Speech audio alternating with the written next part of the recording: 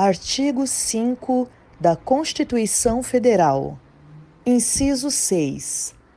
É inviolável a liberdade de consciência e de crença, sendo assegurado o livre exercício dos cultos religiosos e garantida, na forma da lei, a proteção aos locais de culto e às suas liturgias.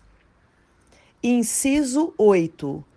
Ninguém será privado de direitos por motivo de crença religiosa ou de convicção filosófica ou política, salvo se as invocar para eximir-se de obrigação legal a todos imposta e recusar-se a cumprir prestação alternativa fixada em lei.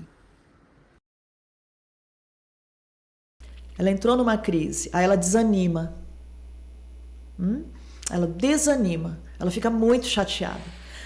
Ela vai chegar num segundo momento que, se ela não tiver comunhão com Deus, ela vai começar a culpar Deus. Por que que o Senhor permitiu eu comprar essa casa? Tô falando mentira? Não, se eu estiver falando mentira... Acontece muito. Acontece e muito. Por que que o Senhor permitiu, Deus?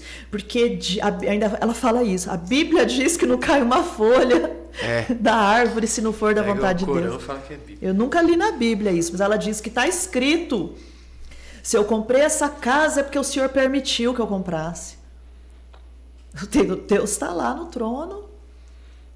Ele está lá pronto, meus amigos. Meu irmão, minha irmã, ele está pronto a nos aconselhar. Ele está pronto a derramar a sabedoria do alto, como fala em Tiago, a sabedoria pura que vem do alto, ó, descendo do Pai das luzes. Aleluia! Está pronto. O Espírito Santo já foi liberado. Mas onde está a nossa busca, a nossa comunhão, o nosso comprometimento com os céus? Até que ponto eu permito Deus entrar na minha vida? Deus conserta meu casamento, mas a minha vida financeira eu vou levar do meu jeito. Deus conserta a minha saúde, me cura.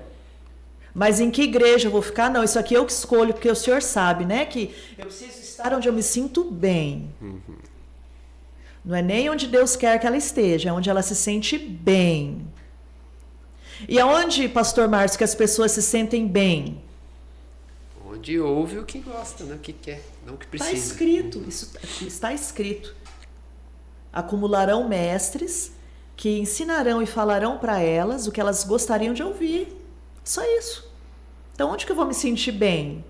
Onde vão falar o que eu gosto, o que eu gostaria de ouvir, uma palavra legal, que eu sou santa, que eu sou maravilhosa, que eu sou uma serva amada. Eu posso estar toda errada, né? Mas eu sou serva amada. Não, serva amada eu sou. Agora, se eu estou sendo serva é outra coisa. Agora, conhecereis a verdade e a verdade vos libertará. O problema é que hoje as pessoas não querem a verdade. É igual a pessoa que está num relacionamento abusivo. E abusivo aqui, vou abrir um parênteses, não é só quando o camarada bate, a mulher esbofeteia o camarada, não. Não é isso, gente. É tudo aquilo que é um abuso emocional para outra, situações que o cônjuge é exposto e que muitas vezes ela não gostaria de estar sendo exposta. Mas o outro expõe, a pessoa vai aceitando, recebendo como verdade.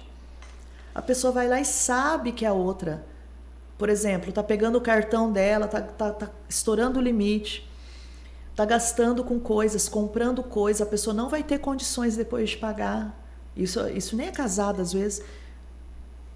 Alguém vem e fala, fulano, você não está vendo que o cicrano, a cicrana, né? A pessoa é a verdade, mas ela não quer aceitar a verdade. Não, você está querendo destruir com o meu relacionamento. E daqui a pouco está destruído mesmo, porque a pessoa vai começar a colher os frutos daquilo na vida dela. É óbvio que vai. Mas ela foi muitas vezes despertada sobre a verdade, mas ela não quis a verdade. O problema é que o ser humano, às vezes, ele não quer olhar para a verdade, de quem ele é, de quem a palavra de Deus é. Ela não quer a verdade, ela quer algo que massageie o coração dela, que diga para ela que está tudo bem. Você pode servir a Deus assim, de qualquer maneira, que tudo bem, Deus entende que você não tem tempo, que Deus entende as tuas fraquezas, queridos, Deus entende, mas Ele está pronto a nos tirar delas. Amém. O Espírito Santo está pronto a nos tirar delas. Então, eu já vou entrar aqui na palavra que está em Gênesis 16, eu quero falar um pouquinho de Agar hoje. Né? Você sabe que Agar, ela foi a mãe de Ismael.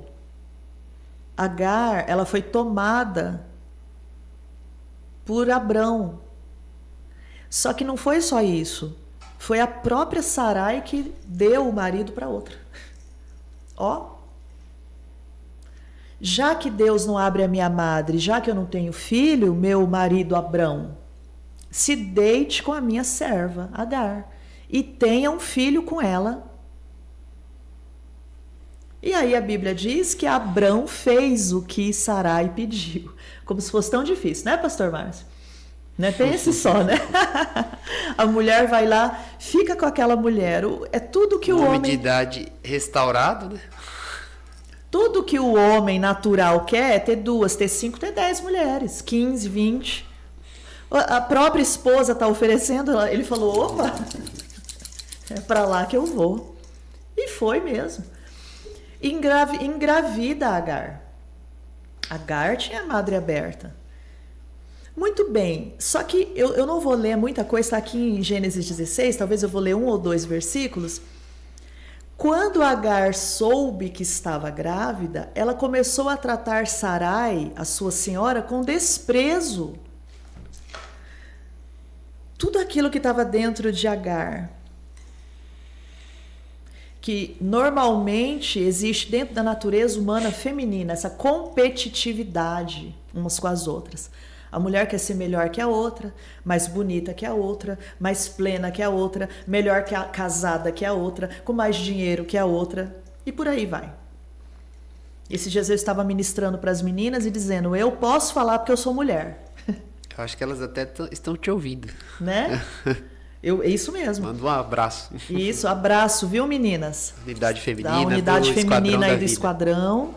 Nós estávamos juntas, foi um tempo precioso, muito bom com vocês, eu aprendi demais, saí renovada, muito alegre, de verdade, daquele lugar. Amém. E eu estava falando justamente isso com elas. Talvez fosse um homem ali falando, elas pudessem falar, quem que esse homem pensa que é para falar da gente, né? Mas eu falei, eu sou mulher, eu posso. Essa competitividade, essa coisa da mulher querer ser melhor que a outra. Quando a Agar se vê grávida, ela começa a desprezar Sarai. Olha, eu tô grávida, você não tá.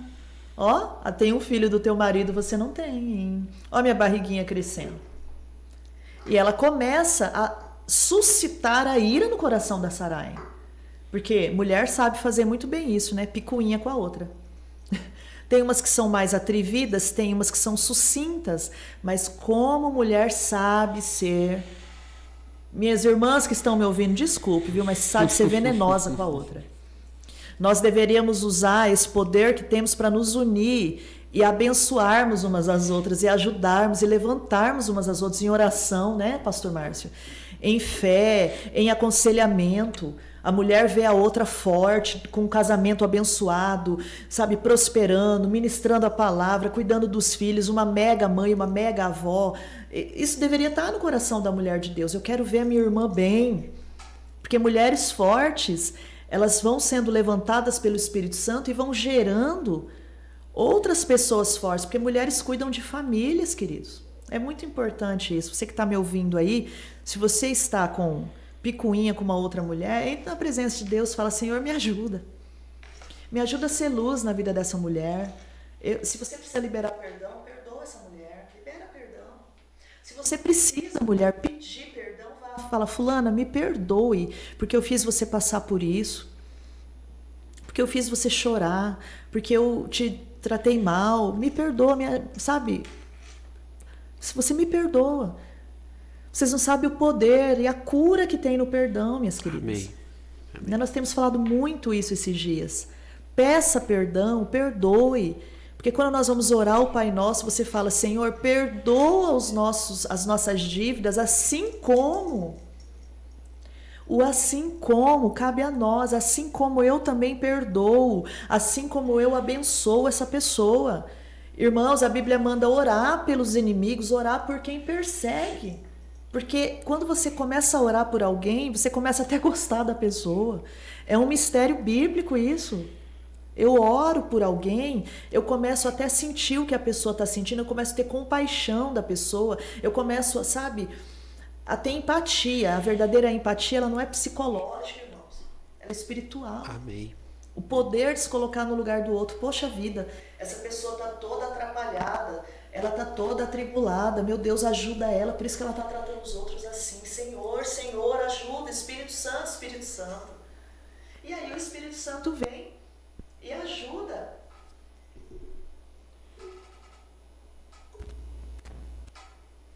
Continua.